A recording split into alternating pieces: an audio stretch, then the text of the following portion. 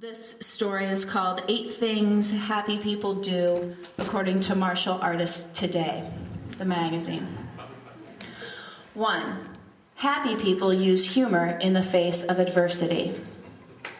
She was laughing, which was good, right? Because panic, Kelsey thought, who needs it when there is so much humor in your adversity? And a 24-ounce, 870-calorie Dairy Queen mocha latte whooshing through your body. And on the heels of your piss-poor excuse for a lunch, 2 Little Debbie snack cakes bought from the vending machine in the senior cafeteria, and 4 Camel Lights bummed from Jake, who knew where to smoke where no one could smell it, who she kissed with tongue because why not, school was boring, but it made Kelsey's bloodstream a speedy luge track so that the mulati zoomed straight to her heart, which then pumped like a DJ booth at a Euro rave, and made her see trails and shout, "Let's get this party started!" The highest-ranked Taekwondo master would have behaved the same way on a mulati bench on an empty stomach. This was hysterical, but wait.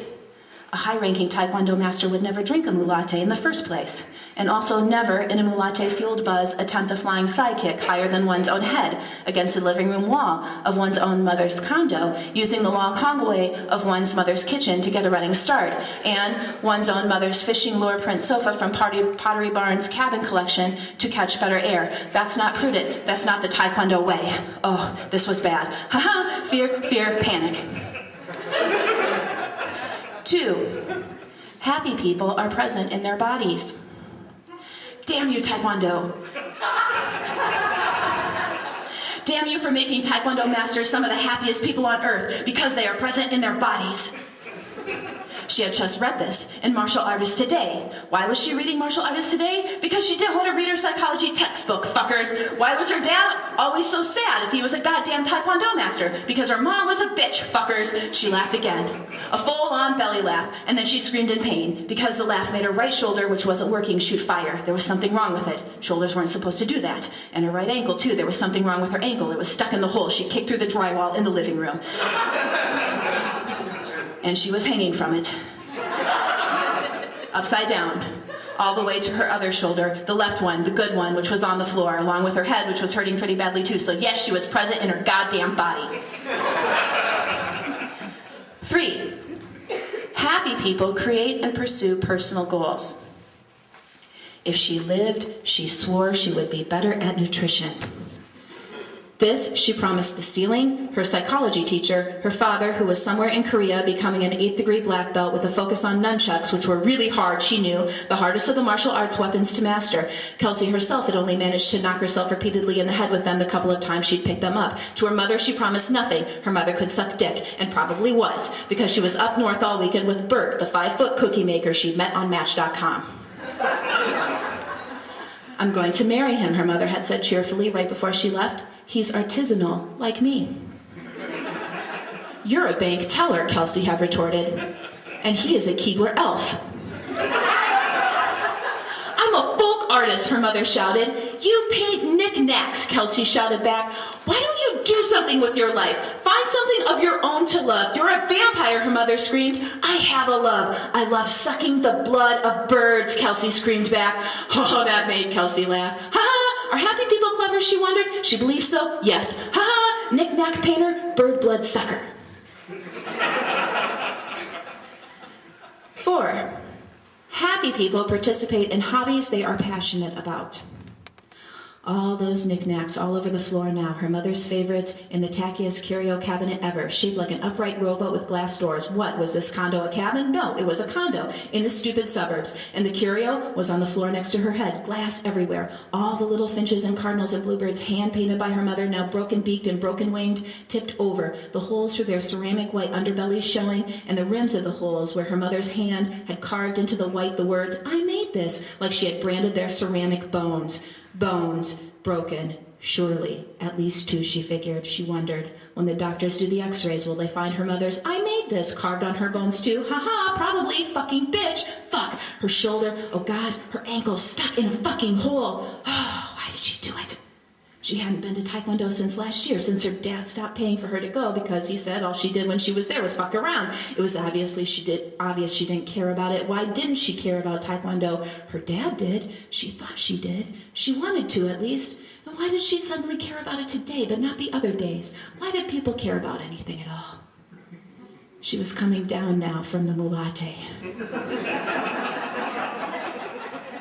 Her heartbeat was slowing, her breath was slowing, waves of nausea washed over her. Her leg turned purple and it swelled. It was going to plug up that hole if it got any bigger. It was Friday afternoon. She had to be at her shift at Spencer Gifts by 9:30 tomorrow morning. Her mother wouldn't be home until Sunday night. Oh God, she barfed up some latte in her mouth. Oh God, when she sees all the broken birds. 5. Happy people live with a pervasive sense of optimism. When I get my own apartment, she thought, I will not fill it with fucking birds. Birds are found everywhere. Instead, she thought, she would fill it with lava lamps, which were filled with lava, which was only found near volcanoes. And twilight fleece throws, which were only found at Spencer Gifts, and black light beer steins, which were also only found at Spencer Gifts.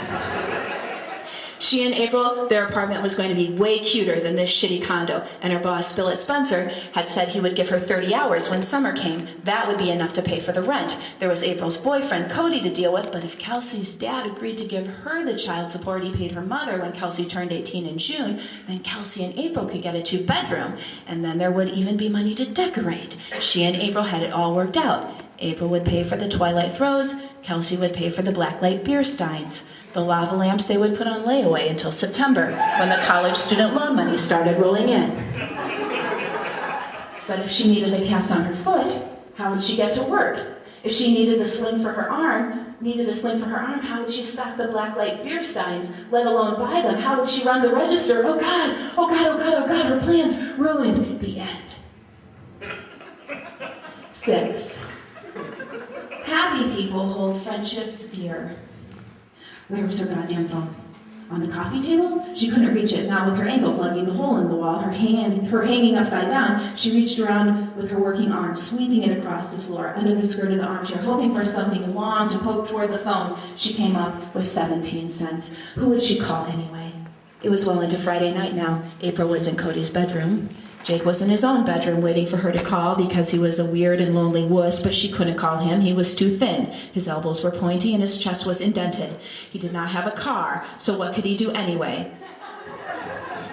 Her boss at Spencer, Bill, had told her to call him if she ever needed anything, but that was during a 15-minute shoulder rub in the back room, him pressing his pelvis against her back, even though she told him she was late for a haircut. All her other friends were from Taekwondo, which made them old friends, who probably wouldn't even remember her if she called them, except as that one girl whose dad pulled her out because she didn't give a shit about Taekwondo. It got darker. She could not see her leg anymore nor feel it. Her mouth was dry, and her face was dry, and it was crusty, too, from tears. She picked through the broken ceramic bird pieces next to her until she found one still intact, a robin, protectively standing over a speckled blue egg, and Kelsey held that one in her hand. 7.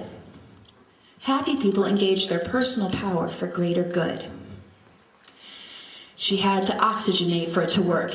It would engage her chi, engage her core, her source of power. With it, she might be able to do it. This was what the Taekwondo masters did before a big board break. She herself had done this at black belt testing in 8th grade. Oxygenate like this before flying sidekick. It had been a while, but she would. She arched her back.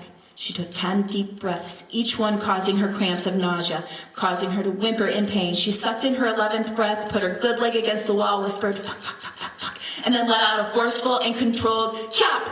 Pushing with her good leg and pulling with her bad one, she cried out again, this time uncontrolled, like an animal, but her foot popped out of the hole and she fell to the ground. When she came to, she crawled to the couch with her working arm and leg. She pulled herself up. She turned on the lamp. Her foot was 4 times its normal size, crooked at a 70-degree angle from her ankle. She lay back on the couch and her vision went in and out like cable during an ice storm. She picked up her phone and dialed it. 8. Happy people forgive. Her father in Korea, meditating on his chi, harnessing the power of nunchucks. Her mother up north, planning a new life with the Keebler elf. Her mother, who said, don't call, who said, if you're so smart, you handle your life then. She was crying again. She did not want her mother to see this, the broken birds, the broken leg and shoulder. It wasn't that she feared punishment. It was more that she realized that what she wanted was for her mother to feel good again, and that instead, Kelsey was working for the opposite. She realized that her mother deserved something to love, and that Kelsey, was not worthy of receiving that love because she had been pretending not to need it anyway, and her mother had believed her. But now she did need it. She had learned her lesson, and maybe that is why she cried, because she feared her mother would not know that the old Kelsey was gone. Know that even though the broken birds and bones were there, the old Kelsey had been replaced by a newer, stronger, more caring, more grateful Kelsey. It would be different going forward. She was so sorry. She was so, so sorry. That is why she cried. That is what she would say. It rang once and went straight to voicemail.